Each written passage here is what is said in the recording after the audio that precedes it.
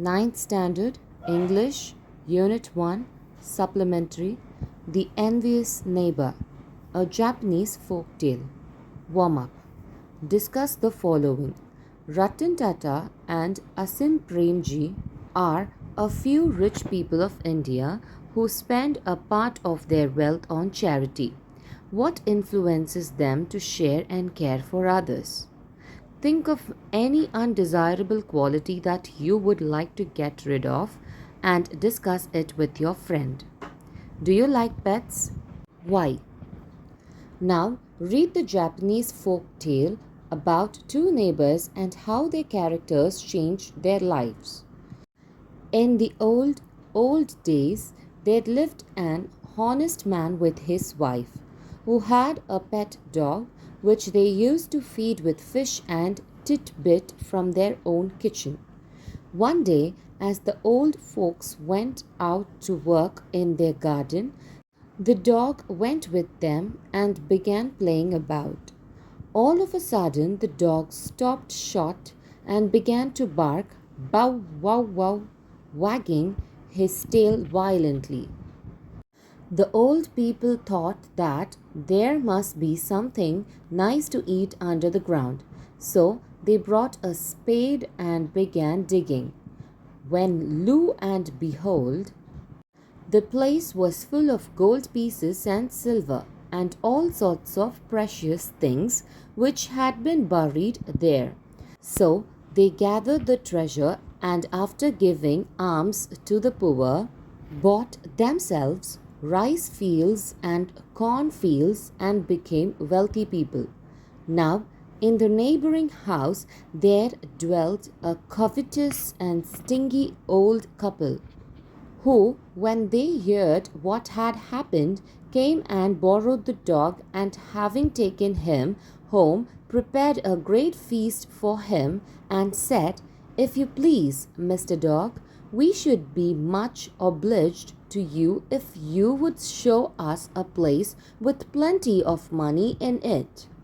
The dog, however, who up to that time had received nothing but cuffs and kicks from his hosts, would not eat any of the dainties which they set before him. So the old people began to get cross, and putting a rope around the dog's neck, led him out into the garden. But it was all in vain. He let them lead him where they might not a sound would the dog utter. He had no bow wow for them. At last, however, the dog stopped at a certain spot and began to sniff. So, thinking that this must surely be the lucky place, they dug and found nothing but a quantity of dirt and nasty offal, over which they had to hold their noses.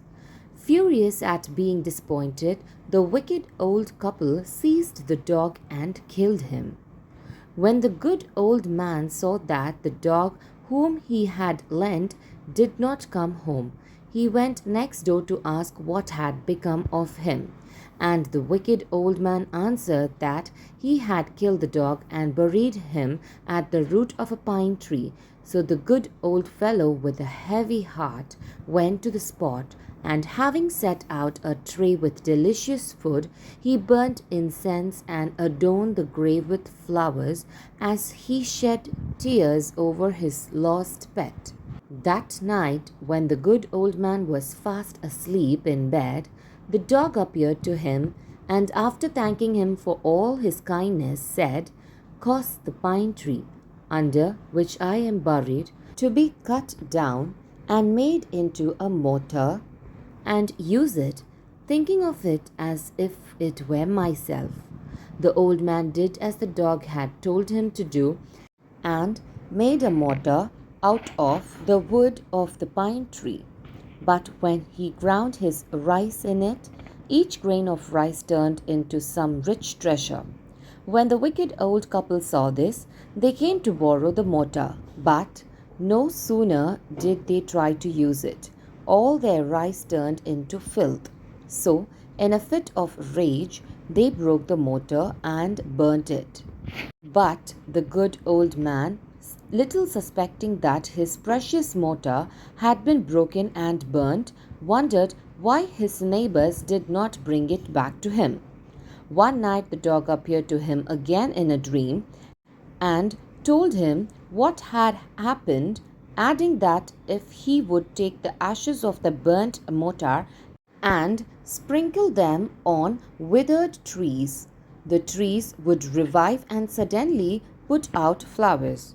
After saying this, the dream vanished, and the old man, who heard for the first time of the loss of his mortar, ran out weeping to the neighbor's house and begged them at any rate to give him back the ashes of his treasure. Having obtained it, he returned home and made a trial of their virtues upon a withered cherry tree, which, upon being touched by the ashes, immediately began to sprout and blossom. When he saw this wonderful effect, he put the ashes into a basket and went about the country, announcing himself as an old man who had the power of bringing dead trees to life again. A certain prince, hearing of this and thinking it a mighty strange thing, sent for the old fellow, who showed his power by causing all the withered plum and cherry trees to shoot out and put forth flowers. So the prince gave him a rich reward of pieces of silk and cloth and other presents, and sent him home rejoicing. As soon as the neighbors heard of this, they collected all the ashes that remained, and having put them in a basket, the wicked old man went out into the castle town and gave out that he was the old man who had the power of reviving dead trees and causing them to flower. He had not to wait long before he was called into the prince's palace and offered to exhibit his power. But when he climbed up into a withered tree and began to scatter the ashes, not a bud or flower appeared, but the ashes all flew into the prince's eyes and mouth, blinding and choking him. When the prince's retainers saw this, they seized the old man and beat him almost to death, so that he crawled off home in a very sorry plight. When he and his wife found out what a trap they had fallen into, they scolded themselves. The good old man and woman, as soon as they heard of their neighbor's distress, sent for them, and after reproving them for their greed and cruelty, gave them a share of their own riches, which by repeated strokes of luck had now increased to a goodly sum. So the wicked old people mended their ways and led a good and virtuous lives ever after. Glossary: Tit-bit, a small piece of tasty food. Wagging, moving or causing to move rapidly to and fro. Covetous, having or showing a great desire to possess something belonging to someone else. Obliged, make someone legally or morally bound to do something. Mortar, a hard, strong bond in which substances are crushed to powder. Withered, become dry and shriveled. Do you know? Dogs were domesticated from wolves 15,000 years ago. New evidence suggests that dogs were first domesticated in East Asia, possibly China. Over time, hundreds of breeds with a great degree of variation have come into being. Do you know? Dogs in warfare have a very long history starting in ancient times.